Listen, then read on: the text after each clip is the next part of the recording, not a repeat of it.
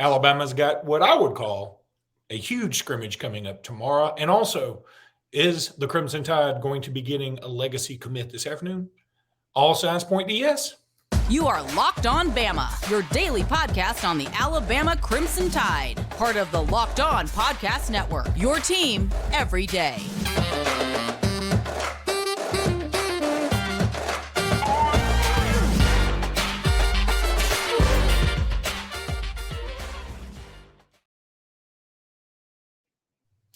Hey, everybody, and welcome back into Locked On Bama. Luke Robinson, that's me. Jimmy Stein, that's him. Jimmy. Alabama's got a big scrimmage coming up, but I want to start somewhere else, and we will probably spend the last two segments of this podcast talking about the scrimmage because, that's sort of a big deal. But I think what I want to do right now is talk about Dre Kirkpatrick Jr., who will be committing somewhere tonight at about 5 o'clock, if memory serves. And need to talk about that a second. This is a kid that, of course, is the son of Dre Kirkpatrick, who was one of their first huge commitments back in the beginnings of the Saban era. And I think this would be a great get for Alabama. I know he's only a 3-star, but I'm okay with that. I hope everybody else is. They should be. And I feel like he's somebody that can come in and eventually help Alabama. Do I think he's going to come in next year and play a lot? Probably not. But I do think he's somebody that, first of all, let's not discount the part where Nick Saban can trust the lineage here. I think you can, really trust the family, really know what kind of work ethic you're going to get in this kid because you've dealt with the father before and have a lot of experience with that family. And on top of that, he's really talented. And let's all also admit he's probably going to get a Bama bump. I think it'll probably be deserved. Some people may not, but I still think he's going to get it. Yeah. First of all, we think it'd be it's going to be Alabama today for Dre. We believe that.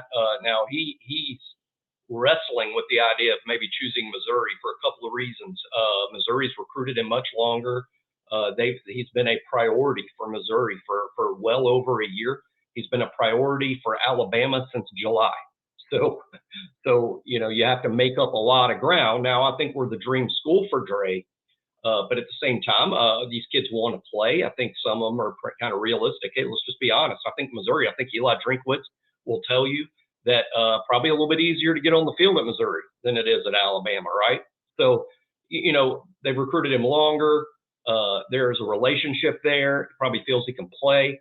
So I think this was a close call, actually. And I think this is something, who knows, maybe last minute even changes his mind. But we think the prediction that we have there at BOL, that's his prospect page at On3. We think here's a guy that's going to probably choose Alabama. In terms of whether he's going to be bumped up to a 4-star, I don't think so. I think he's got, he's certainly going to go up. He's not going to be, you see there, in the industry ranking on your screen there, those that can see it, 1400th in the country. It's because he's only gotten really ranked by just On3 and 24/7. As he commits to Alabama, he'll end up ranked by all of the services, which will significantly raise his profile and raise his ranking. So his rankings are going to go up significantly. Now, will it get all the way up to the top 300 where you start talking about maybe being a 4-star? Probably not. But there's a lot to digest here. Look at the size on the On3 or 5'10 and a half, 195.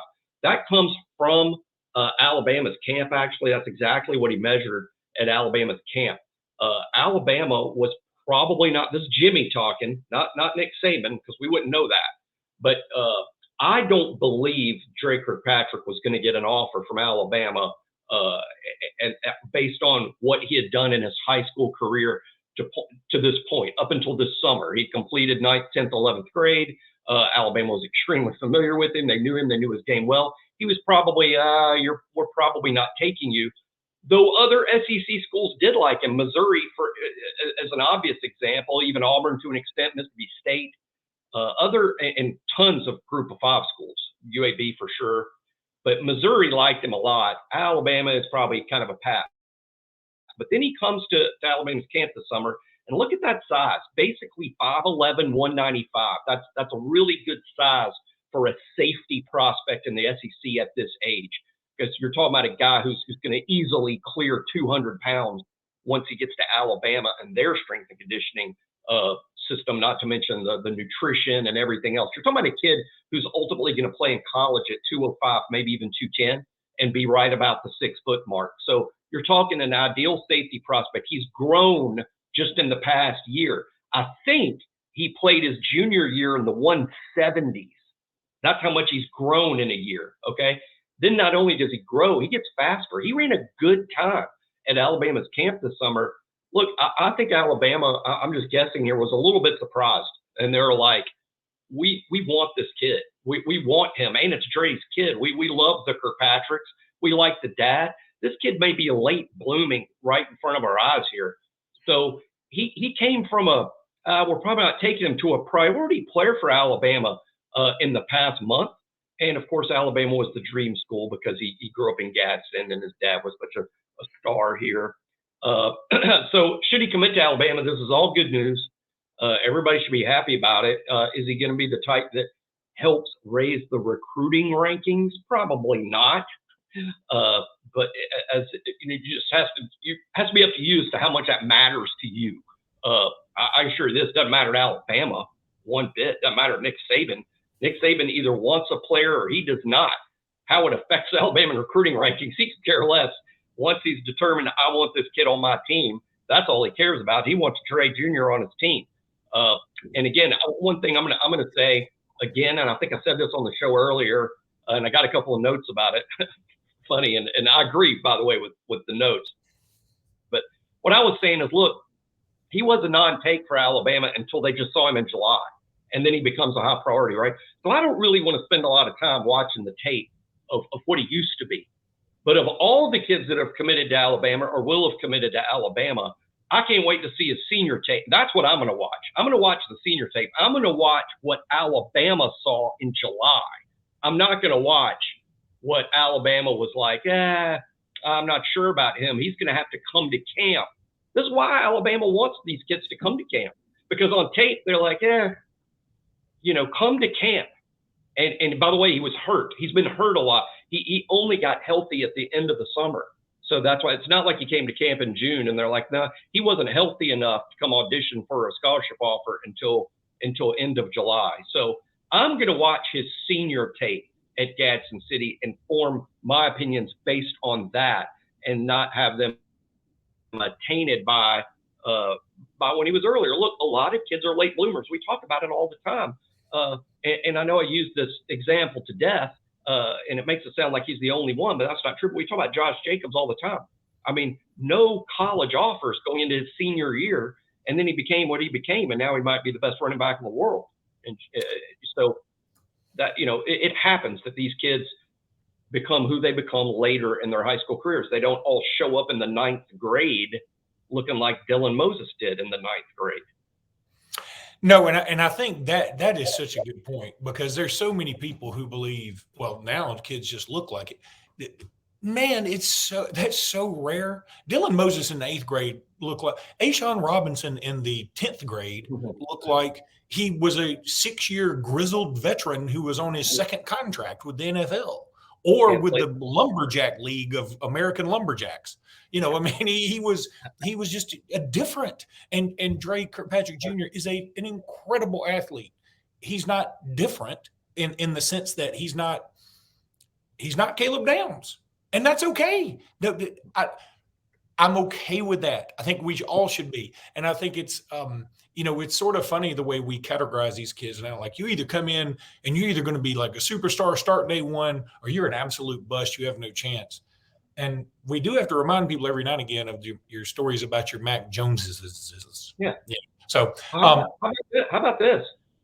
There is a good chance the safety starting. Okay, Alabama have 2 starting safeties. One, Caleb Downs, identified in the 9th or 10th grade as one of the best football playing high school prospects in America when he was in the 9th or 10th grade.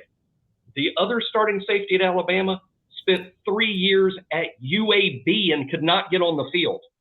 UAB could not get on the field. And now he may start at Alabama and play in the NFL. And so here's a guy who developed after high school.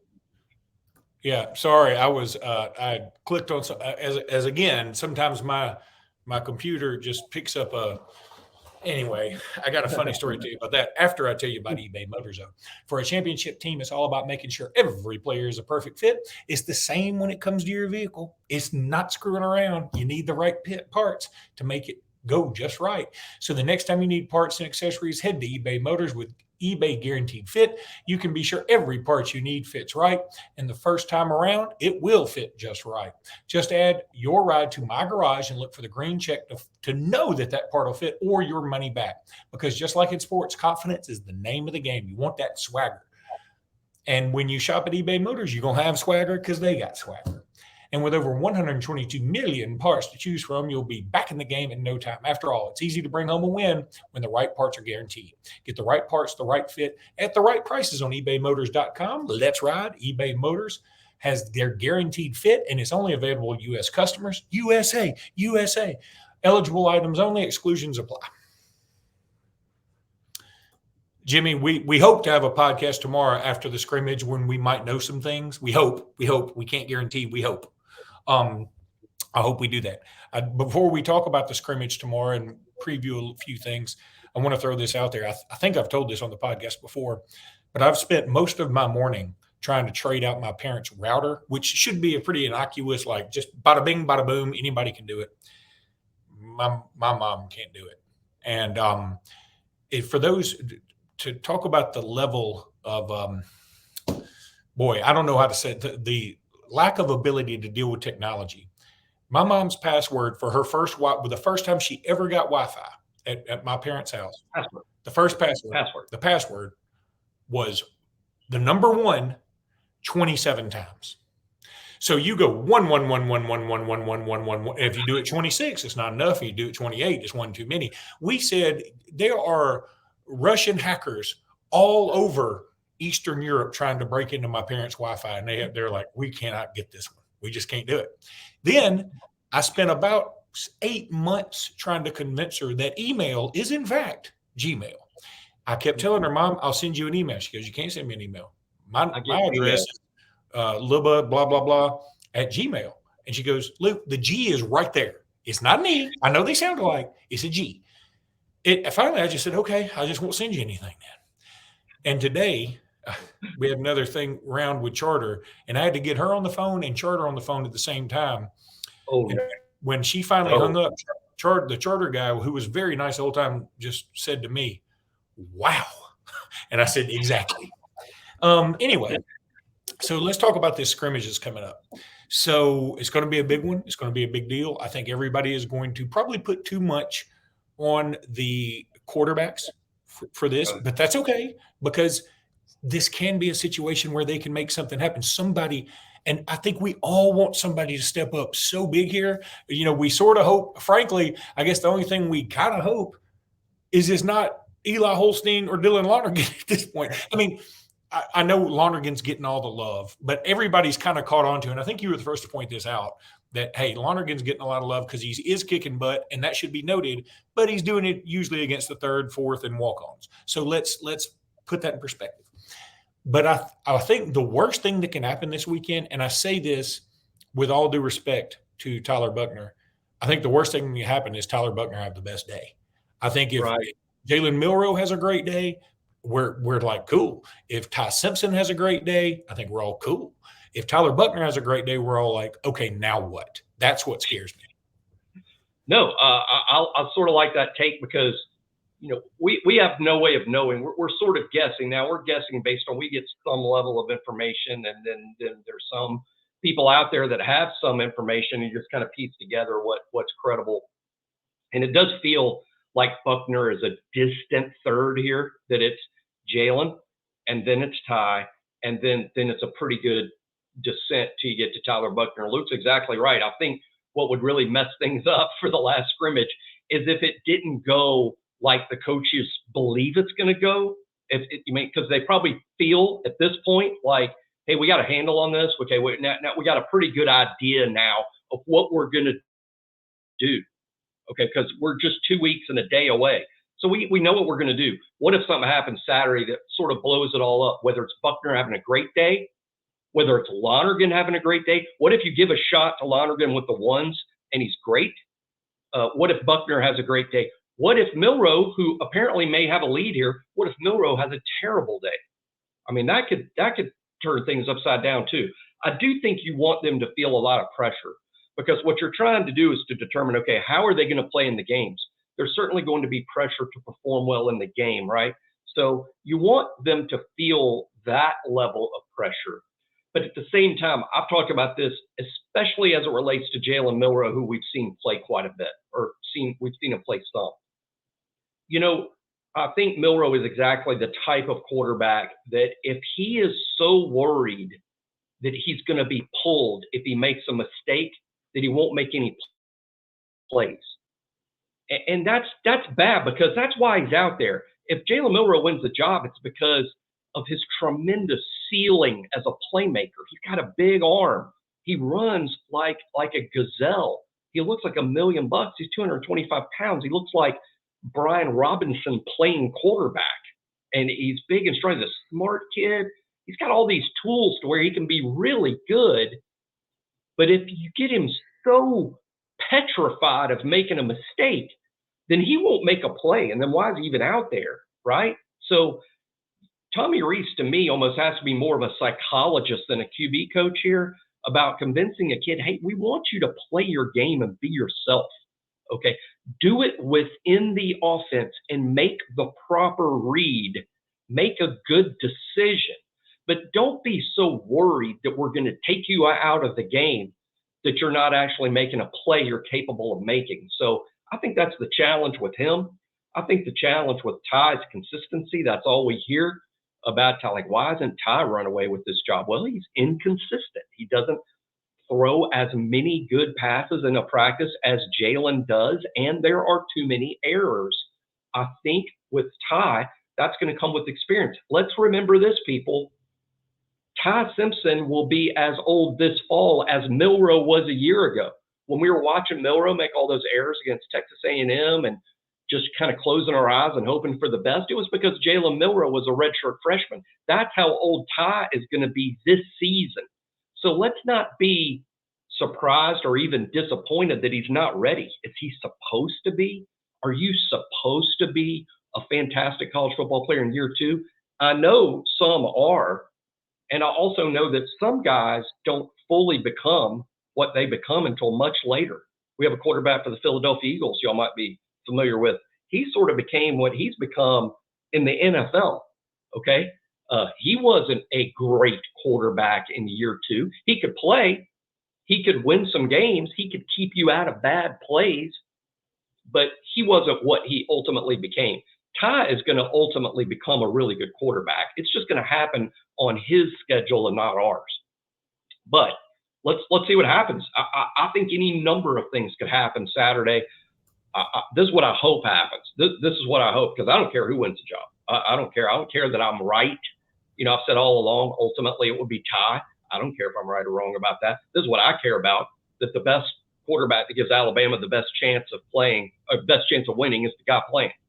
So what I hope is that whatever the staff believes is going to happen, that happens, and not what Luke was like warning us about, which is very smart about.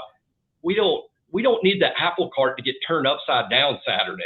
I mean, it would be great maybe if all of a sudden Ty or Tyler or Lonergan became, holy moly, look at this. But let's be realistic. Realistically, they've probably got a pretty good handle on things, and Saturday needs to play out in the way they expect. Oh, yeah, okay. See, every now and again, you do that quick stop, and it just scares me. I wasn't on mute. You weren't on mute. I knew. I know. We've been doing this for a while. I know from the look on your face sometimes whether it's going to be muted or not. All right, let's take a break, though, and kind of go on mute here for a second, and we'll be back with more about the scrimmage. And we're back. Jimmy, the scrimmage should be around, I don't know, 1-ish tomorrow. We're looking forward to that. Yeah, boy, I'm really impressed with myself for coming up with that point about we don't need Tyler Buckner performing well, because the more I've thought about it, the more I'm like, that is so true. And I just thought of it just now. I mean, you don't want. Do we want post game? The staff's going to meet. The offensive staff meets. The defensive staff meets. Do we want Nick Saban and Tommy Rees and the offensive staff in a meeting 20 minutes? Well, technically an hour after the scrimmage, and they go in the room, and the first thing they say is, "Well, now what?" Yeah. I mean, that's the last thing you want to hear. Instead, what you want to hear is, "Our dude was a dude today. Our guy was a guy today." Whoever that is, that's what you want. You don't want to, well, back to the drawing board, or can we teach the whole offense to this guy in 14 days? Or, hey, and maybe it's this simple, Luke. Maybe it's, Milrose 1 and Ty's 2, but Ty plays so good Saturday that maybe just the adjustment is, look, Jalen still start, but we need to play Ty in that first game. And if Ty outperforms him in the game, then that's that. Something like that could also happen. There's 1,000 hypotheticals. All right. And here's the other thing, that this will not affect our coaching staff.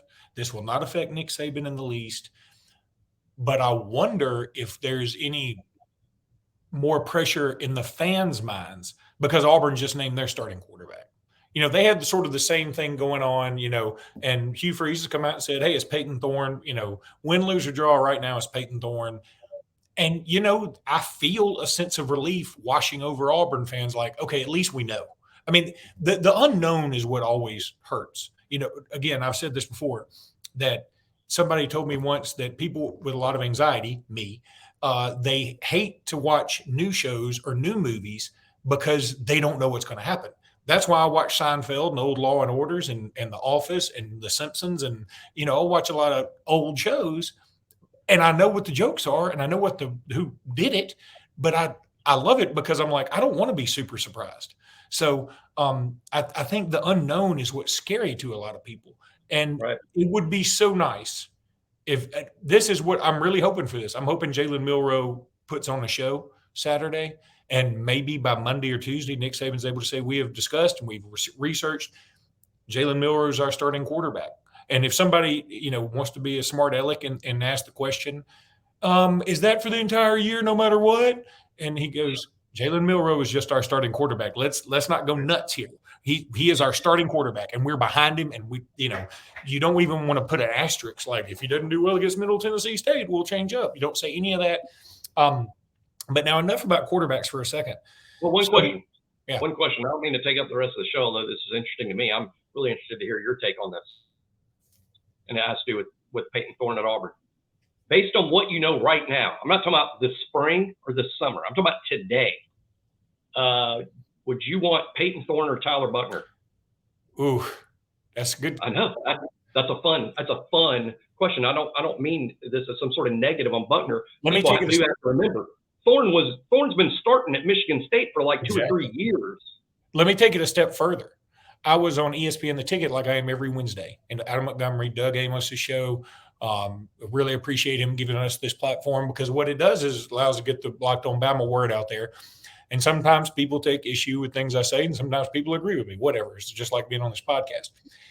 But he had a question, and some people later that day told me, like, I can't believe he asked you that, because it sort of puts you in a bad position. But what he asked was, all right, Luke, let's look at it this way. I'm going to name the starting quarterbacks in the SEC. You tell me if you would take that person or Jalen Milroe. And he said, Spencer Rattler. And I said, he said, don't base it off what you think something's going to do. Base it off what you know. And I said, well, I guess I'd have to take Spencer Rattler, right? And then he said, Joe Milton. And I said, now look, everybody's going to maybe grill me. I would take Milroe. And the reason is I can't get that vision of Joe Milton running out of bounds against Pittsburgh with no time left. You have no time left. You've got to throw it in the end zone. He ran out of bounds at like the 15-yard line. I can't get that vision out of my head. He said KJ Jefferson. Now, some people, again, give me some heck for this. I said Milroe, and I said the reason is I feel like they're kind of the same dude, but I think Milroe is better with his feet. Now, KJ's a better passer, and KJ did have a great game against Alabama 2 years ago in Tuscaloosa. But he said Peyton Thorne, and I said, I'm going to get grilled the other way for this. I would probably say Peyton Thorne. And again, because he has started for Michigan State, he wasn't perfect. He's far from perfect. I don't know that he's going to be any good at all. But at least he started in a huge conference in big moments. So yeah, it was a very interesting question. I would take Thorne if somebody's like, who's less likely to lose the game for your team, Thorne or Milroe? I would take Thorne. I mean, Thorne is going to out game manage anyone Alabama's got. I mean, he'll manage the game better than Milroe, than Simpson, or Buckner, in my opinion. But it's just my call.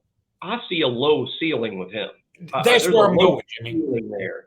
And I am, and I'm not much of a gambler. I'm really not. That's why I drive some fans crazy. So a lot of our fans are huge gamblers, and I don't mean like literally like craps and betting $1 million. No, you mean literally, because that's the case. Some fans, I don't like to gamble. I'm more conservative like a coach, or I like to think that way. But that said, I would gamble on any of Alabama's quarterbacks over Thorne because I think they're good bets. I think they're good bets. I think Milroe's a good bet. Ty's a good bet. Buckner's a good bet. But it is a gamble. Thorne, you know what you're getting with him.